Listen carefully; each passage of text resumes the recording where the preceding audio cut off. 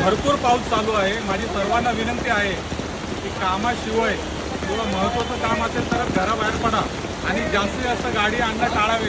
कारण त्याचं कारण असं आहे, इकडे दाखवतो मी। हे बघा सर, एक मिनिट साईडला।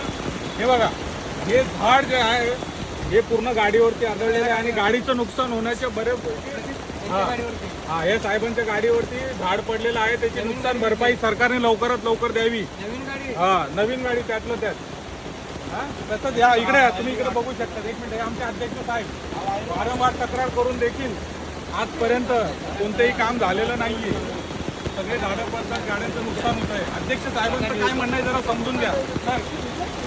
नमस्कार, मी पाऊस सुरू होण्यापूर्वीच न्यायालय प्रशासनाला लेखी अर्ज दिलेला आहे आणि PWDने आणि न्यायालय प्रशासनाने कल्याण डोंबिवली महानगरपालिकेने पाऊस सुरू होण्यापूर्वीच या न्यायालय परिसरातील झाडं ज्यांच्या फांद्या धोकादायक आहेत त्या सगळ्या तोडून टाकाव्यात असं लेखी पत्र दिलेलं आहे।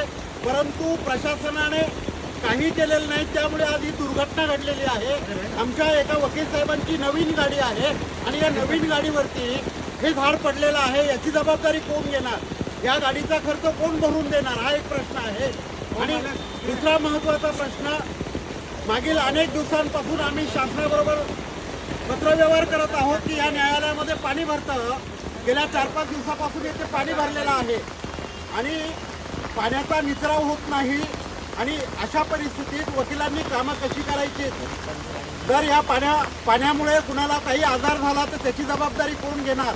हे अनेक प्रश्न या ठिकाणी प्रलंबित आहेत आणि मला वाटतं या विरोधामध्ये आम्हाला दुपारी 4 नंतर कदाचित या पाण्यामध्ये बसून आंदोलन करावं लागेल अशी ही या ठिकाणी वेळ आलेली आहे। धन्यवाद।